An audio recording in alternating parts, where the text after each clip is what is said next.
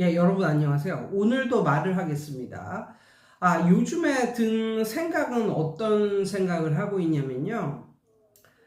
세상의 모든 어떤 상황들은 그게 잘못된 상황이 아니라 그냥 다른 상황일 뿐이다.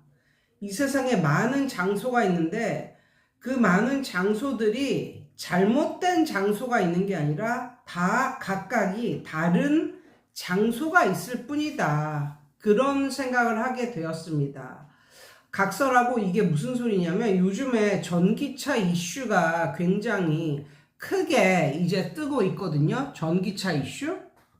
그래가지고 그 어디지 청라 어디에서 전기차가 폭발해가지고 거의 뭐 차가 100대가 넘게 뭐 불에 타거나 손상이 되거나 이렇게 해서 그러니까 그거는 어떻게 그 사람이 혼자 단독으로 든 보험으로는 자동차 보험으로는 커버가 안 되는 이런 거예요.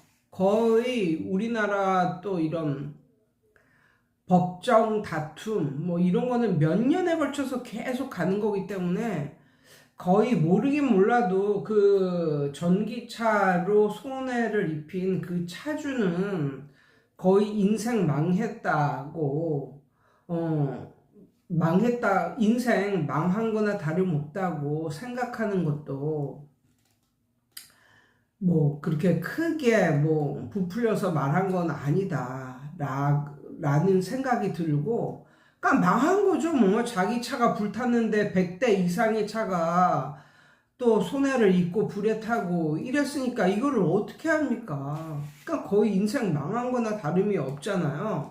근데 그때 저는 이런 생각을 하게 되었습니다. 그게 이제 그 전기차가 불났는데 그게 이제 아파트 지하 주차장에서 이제 있었던 일이잖아요. 그런데 그러한 뉴스로 그러한 이슈를 크게 이제 다루는 걸 이제 봤을 때 그 이후로 내가 생각을 하게 된 거야. 무슨 생각을 하게 됐냐면 이제 제가 사는 지역은 퇴촌이잖아요. 여기는 상수도 보호지역이기 때문에 단독주택 아니면 빌라밖에 없습니다. 그것도 5층 이상 빌라는 지을 수가 없어요. 단독주택 아니면 빌라 이게 끝이거든요. 근데 만약에 우리 동네에서 누가 차를 세워놨는데 이게 불이 났다. 그러면 과연 몇 명이나 손해를 볼 수가 있을까요? 생각을 해보면 그 전기차가 있고 한 옆이나 뒤에 한두 대 서 있는 한두 대 그 정도의 차한테만 손해를 끼치는 거예요. 그러니까 우리 동네에 똑같은 상황이 발생을 했다면 그냥 차가 두세 대 정도 손해를 입고 끝나는 그런 상황이라는 거죠. 그런데 그 차가 어디에 있어서 그렇게 큰 정말 뉴스에서도 대서특필할 만큼 그런 일이 벌어졌냐? 아파트 지하라는 거죠. 아파트 지하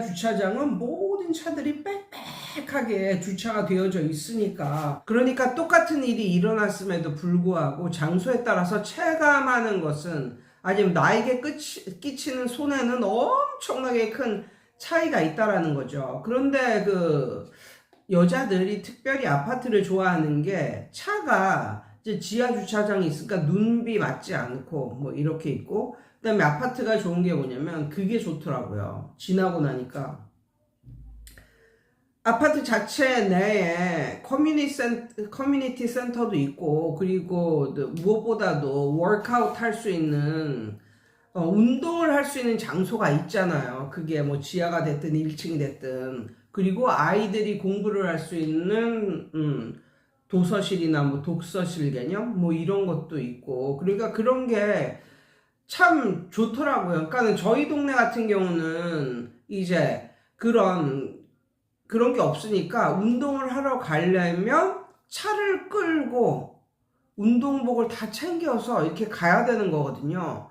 얼마나 불편해요. 그리고 만약에 뭐 혼자 밖에서 이제 운동을 한다 싶으면 눈비 오거나 뭐 그런 운동 못 하는 거잖아요. 그래서 실질적으로 대도시에 사는 사람들이 시골에 사는 사람들보다 훨씬 날씬하답니다. 시골로 오면 1년에 뭐 2kg인가?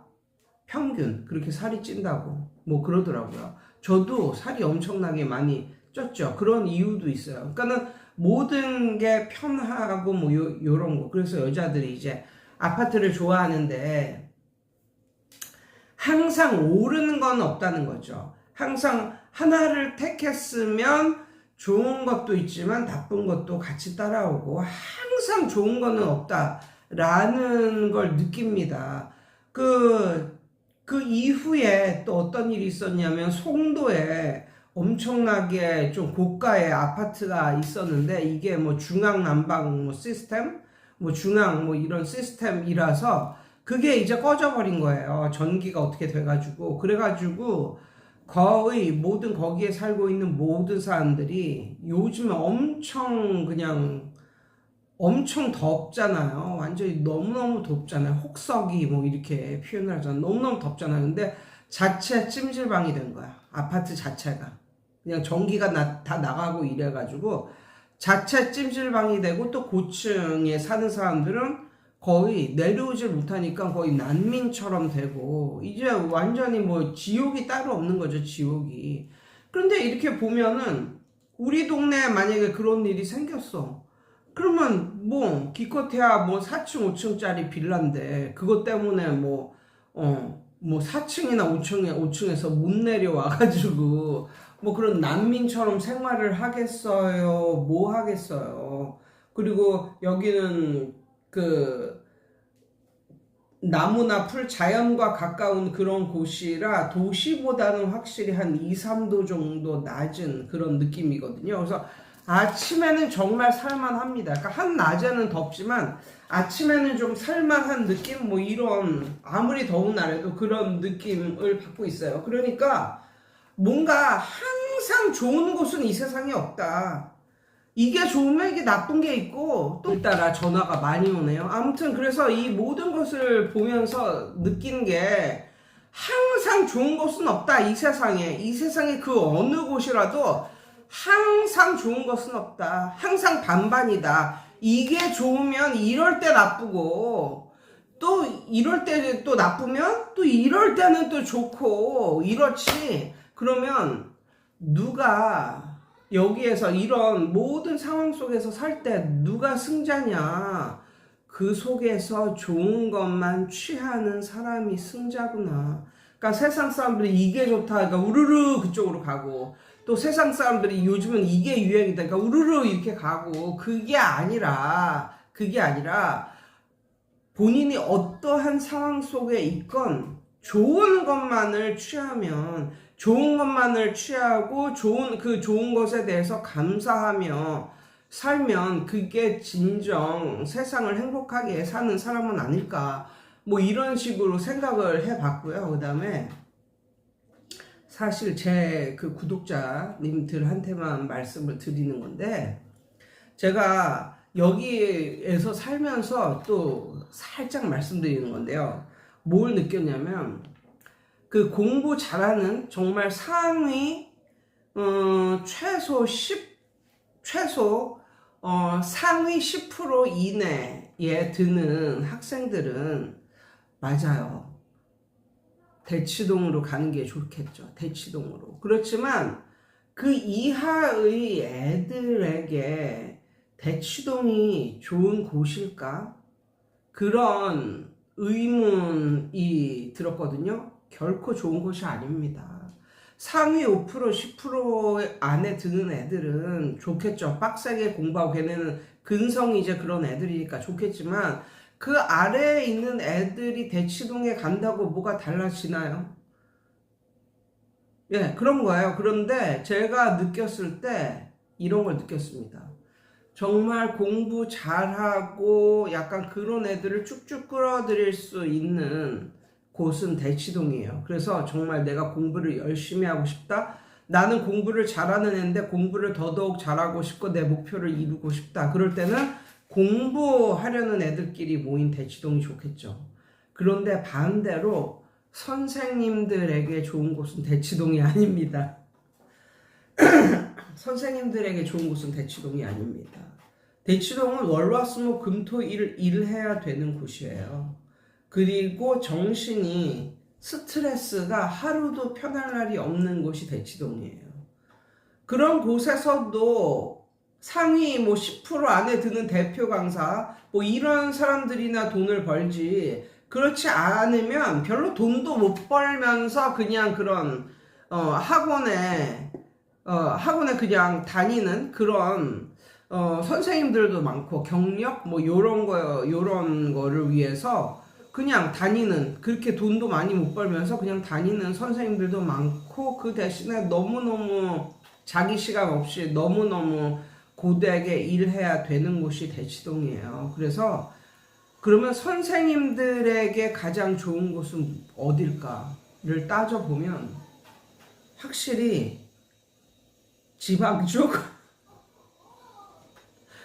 지방 쪽? 살짝 시골틱한 곳?